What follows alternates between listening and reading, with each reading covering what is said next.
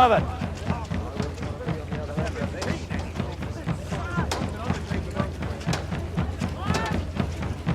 Everyone needs to understand that this surrender is final. Light the Greek fire!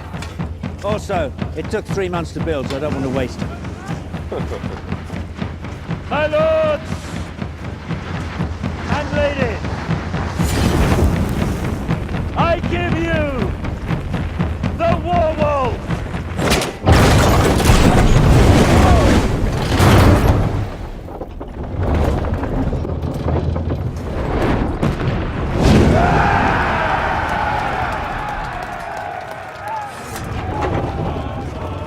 Now you can accept the surrender. Yes, sir.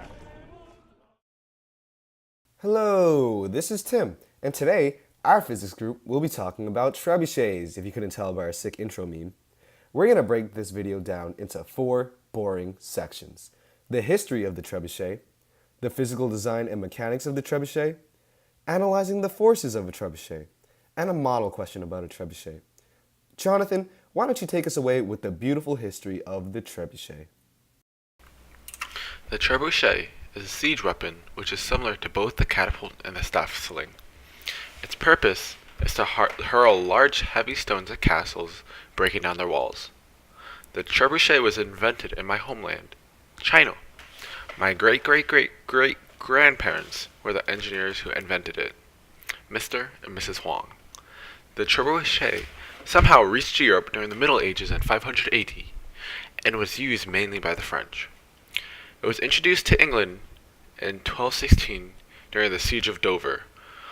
Louis the Dolphin of France laid siege to Dover Castle, making large attacks on the walls.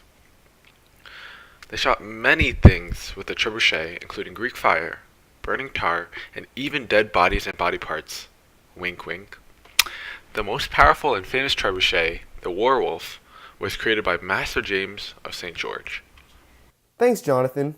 Now, Amandeep will tell us about the mechanics and design of the trebuchet. The main reason the trebuchet was so effective was its usage of a counterweight to release projectiles at very high velocities. In a trebuchet, the counterweight pivots around a much shorter distance than the payload, and causing the payload end to reach a much higher velocity. In order to achieve this, the weight of the counterweight must be higher than the weight of the payload. However, there is a limit to how heavy the counterweight should be, as the payload's velocity cannot exceed terminal velocity.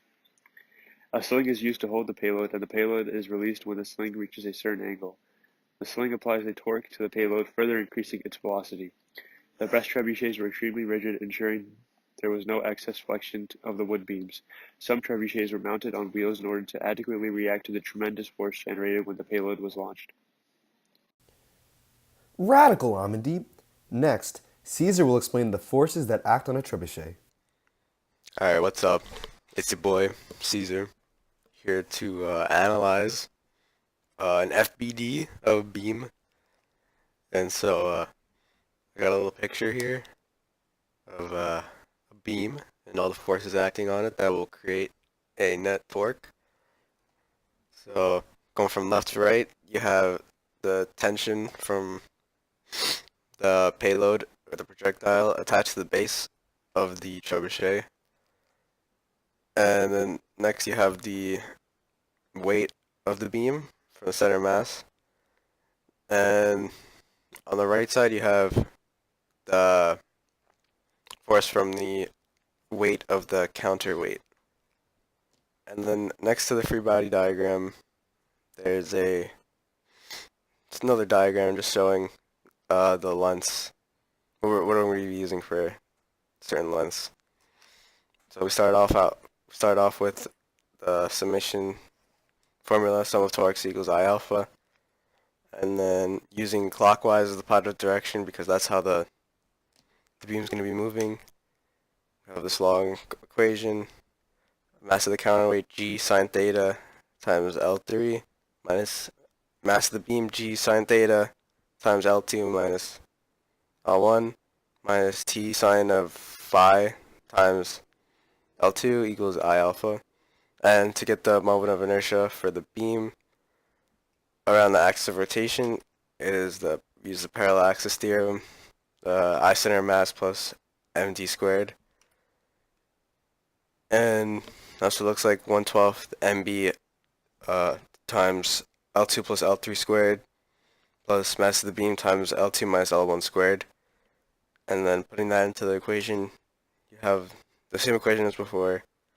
And you could use this equation to solve for the instant angular acceleration just after it's launched, or something else if you wish to. So yeah. Thanks, Cheese. Now, you may be wondering how solving for any components of a trebuchet is useful in real life. Well, let me paint you a picture. You're the head engineer of the king's army, and he wants to build a trebuchet outside of a castle during a siege, but he doesn't know how far to place it. So he asks you to calculate the distance that he should put it from the castle, or else he will have you hanged. Worried with nowhere to turn, you open up this physics video by David. Take it away, David. Hey guys, today we're going to go through a simplified version of trebuchet physics. Because physics is hard, we're going to make a couple assumptions. We're going to say that the beam is massless, there's a constant torque, the acceleration due to gravity is 10 meters per second squared, the system is frictionless, the projectile and counterweight are point masses, and there's no drag when the projectile is in the air. So first, we're going to solve for the velocity of the projectile, right as it's launched from the trebuchet. So the first thing we're going to find is the torque.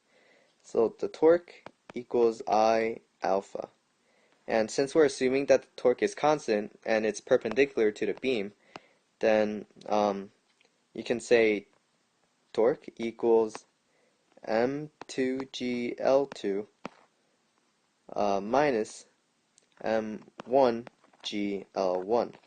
We're assuming that the clockwise direction is positive. Now that we have the formula for torque, we're going to say find the moment of inertia.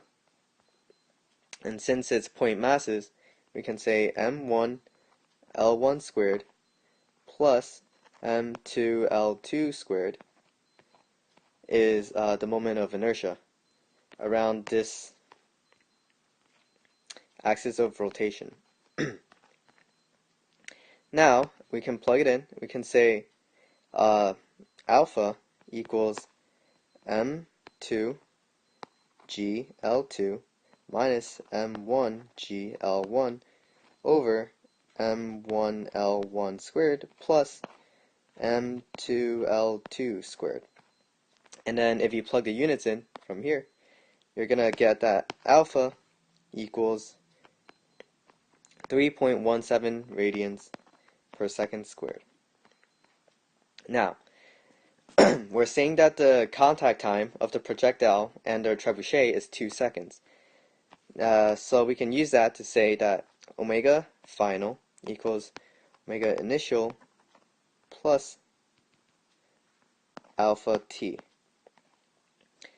Now, the initial angular velocity is 0, so we can just say omega f equals the angular acceleration, 3.17, times the time, which is 2 seconds.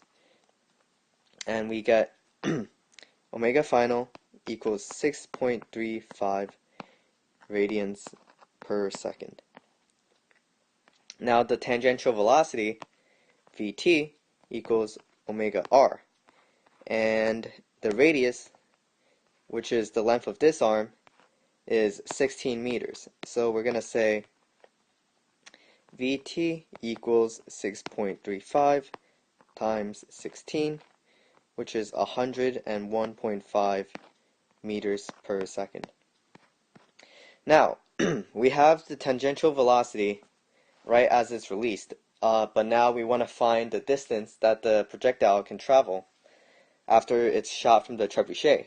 And first we got to find the angle that the projectile is released at, and usually the optimal angle is 45 degrees. So we can say V0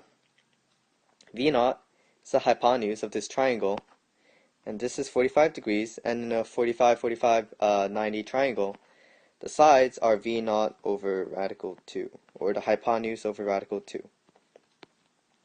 Now, we want to solve for the time that the projectile is in the air, so we want to first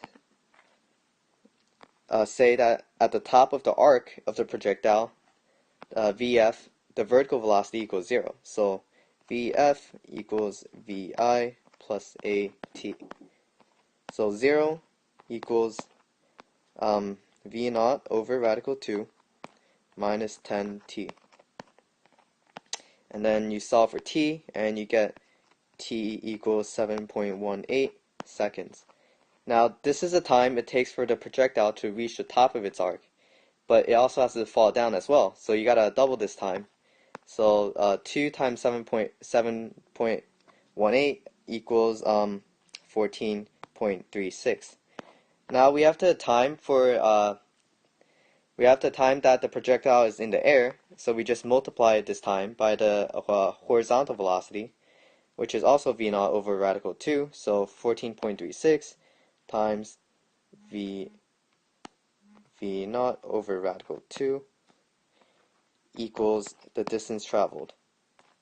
And then if you plug the units in, you get the distance equals 148 meters. This is how far the projectile travels when it's shot from this trebuchet of these dimensions. Thank you for watching our physics videos on trebuchets. We hope you learned something.